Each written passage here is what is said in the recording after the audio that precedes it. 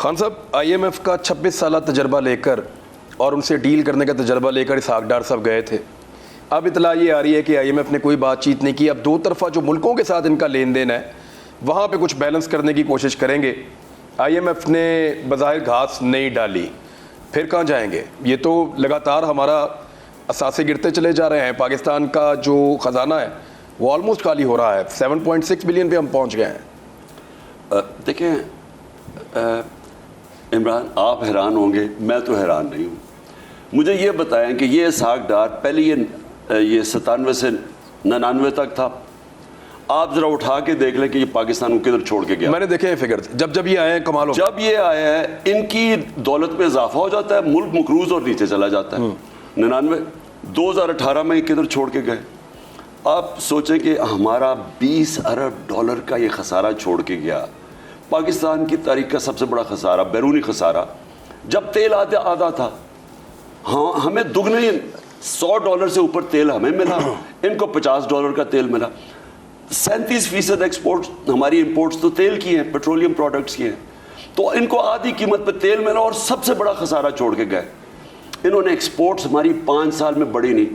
یہ دار یہ سمجھائے نا, سمپل چیز یہ ہے کہ ملک کی کرنسی اوپر کیسے جا سکتی ہے. تبھی جائے گی نا جب آپ کے ملک میں ڈالر آنے شروع ہو. جب ڈالر آئیں گے تو آپ کی روپیہ مضبوط ہوگا. ان کے دور میں نہ ریمیٹنسز بڑھی نہ ایکسپورٹس بڑھی. جب یہ بلکہ LCs 1,87,000 LCs, کل ایک مجھے بڑے سینئر آفیسر ملے, انہوں نے بتایا کہ 1 لاکھ 2 لاکھ کے قریب جو LCs ہیں وہ ہولڈ کیے ہوئے ہیں انہوں نے, اور کنٹینرز کی لائنیں لگی ہوئی ہیں. یہ جگلری سے دیکھنا, فگر فجنگ, جھوٹ بول کے ادھر انہوں نے دکھا دیا کہ نہیں, اگر وہ کھولیں گے تو یہ کہاں جائے گا ڈالر. پہلے تو وہ یہ ڈالر بھی آرٹیفیشلی تھوڑا کنٹرول کیا ہوا ہے نا, یہی کر کے. لیکن اس کا نقصان پاکستان کو کتنا ہو رہا ہے. ہماری ایکسپورٹس کم ہوتی جا رہی ہیں, ہماری انڈسٹری بند ہوتی جا رہی ہے, بے روزگاری بڑھتی جا رہی ہے. مہنگائی انہوں نے کہا جی کم ہوگی جب سے دار آیا. وہ مہنگائی کیسے کہا, کہتے جی 45% بجلی کی قیمت کم ہو گئی ہے. اب لوگوں کو بجلی کے بل آ رہے ہیں, ذرا مجھے بتائیں کہ 45 بجلی کی آدھی بجلی کی قیمت کم ہوئی ہے؟ نہیں ہوئی. سو یہ سارے فکر فجر کرتے ہیں. دیکھیں اس نے پہلے بھی یہ کیا ہے, اب بھی یہ کرے گا. مجھے جو سب سے زیادہ تکلیف ہے نا, وہ سب سے زیادہ جو آج مجھے تکلیف ہے کہ یہ وہ جو 30 سال سے لوگ چوری کر رہے تھے اس ملک میں. عمران, انہوں نے 2011 سال میں 4 گنا پاکستان کا قرضہ بڑھایا اور خود اربوں پتی بن گئے, سارے امیر ہو گئے.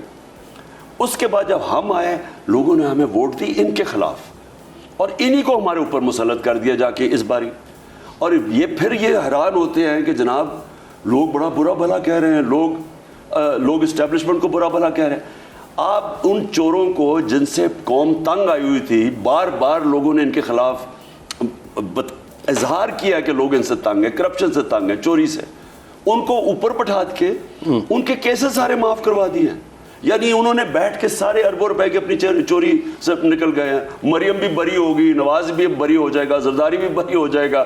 وہ دار جس کی 70 لاکھ روپے انکم اس نے دکھائی 2012 میں, وہ بن جاتی ہے 70-80 کروڑ روپیہ 4 سالوں میں. نیب پوچھتے کہ جی پیسہ کدھر سے آیا ہے, وہ پرائم منسٹر کے جہاز میں باہر بھاگ جاتا ہے. سب سے بڑی کوریج 16 اکتوبر سب کو موٹیویٹ کریں کہ انہوں نے نکل کے الیکشن میں ووٹ ڈال دیے. سب سے زیادہ رپورٹرز, سب سے بڑے پینلسٹ, لمحہ با لمحہ الیکشن کی خبر صرف بول پر.